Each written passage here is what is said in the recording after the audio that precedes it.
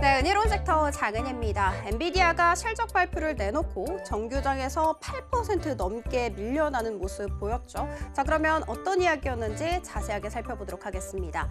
엔비디아 실적에 대한 평가는 좀 나뉩니다. 한켠에서는 좋았다라고 이야기를 하지만 다른 한켠에서는 좋았지만 대단하진 않았다라고 평가를 하고 있죠.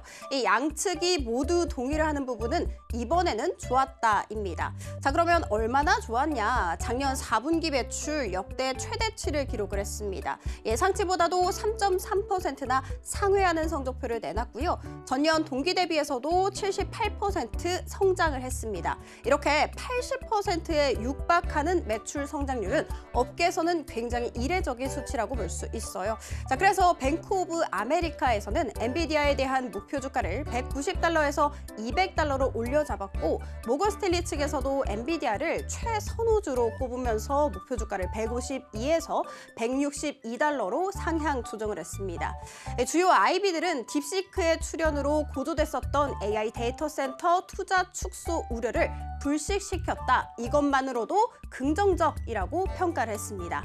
자, 그렇지만 시장에서는 긍정적보다는 부정적에 초점을 두고 있습니다. 그리고 부정적으로 보는 가장 큰 이유 중 하나는 둔화된 성장세가 꼽히고 있어요. 이렇게 표를 통해서 알아갈 수 있듯이 거의 2년 가까운 시간 동안 엔비디아는 매분기 실적 발표를 할 때마다 전년 동기 대비해서 엄청난 성장률을 보여줬습니다. 100%에서 거의 260%를 초과하는 성적표를 보여줬었지만 이번에는 78%밖에 되지 않았다라는 것이죠.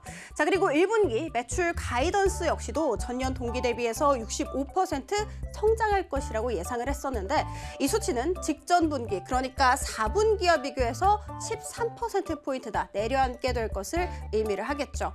뿐만이 아니라 회사의 수익성을 나타내는 주요 지표, 매출 총이익률 역시도 하락세를 보이고 있습니다.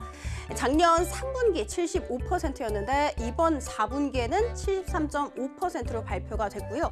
그리고 이번 1분기 같은 경우에는 71%로 예상되고 있는 상황입니다. 그리고 이 71%라는 수치는요, 시장의 예상치보다도 하회하는 수치라는 점 체크해드리도록 하겠습니다.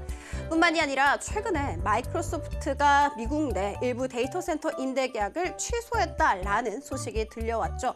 로이터 통신은 여기에 대해서 젠슨 황이 주장하는 것과 달리 이렇게 마이크로소프트가 임대 계약까지 취소했으며 그리고 이것은 잠재적인 AI 공급 과잉을 시사한다라고 평가를 했습니다. 이에 따라서 서밋 인사이트는 엔비디아에 대한 투자 의견을 매수해서 보유로 하향 조정을 했고요.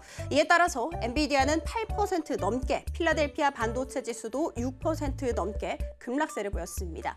이로 인해서 오늘 우리 시장 강하게 짓눌리고 있고 SK 하이닉스 그 흐름 그대로 이어가게 되면서 5% 가깝게 떨어지고 있습니다. 자, 두 번째 이슈 살펴보도록 할게요. 에코프로 BM 이야기입니다. 코스닥에서 코스피로의 이전 상장 결국 철회됐습니다.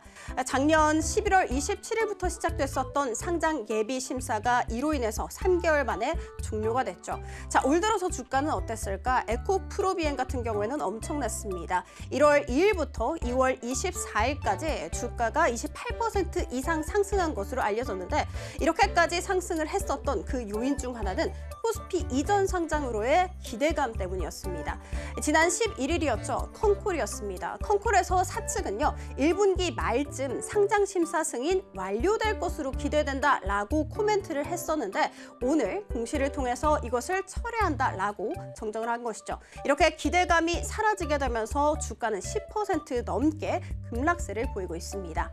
자, 그러면 왜 철회를 밝혔는지 살펴봐야겠죠. 전기차 시장 둔화에 따른 결정이라고 시장에서는 이야기하고 있습니다. 성적표 보시면 작년 매출 4,600억 원가량으로 전년 대비해서 60% 이상 쪼그라들었고요. 그리고 2024년 영업이익은 적자를 기록했습니다. 402억 원 영업 손실을 보게 됐습니다.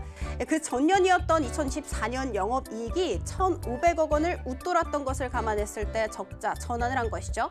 자, 그렇지만 올해 매출은 3조 5,506억 원으로 예상되고 있습니다. 전년 동기 대비해서 26%가량 성장할 것이고 영업이익 같은 경우에도 582억 원으로 다시 흑자 전환하는데 성공을 할 것이다 라고 보고 있습니다. 자, 그렇지만요. 일단 전기차 캐즘 그리고 미국 정책에 대한 불확실성 이런 것들이 변수로 여전히 잔존해 있기 때문에 증권가에서는 여전히 보수적인 시각을 유지하고 있는 상황입니다.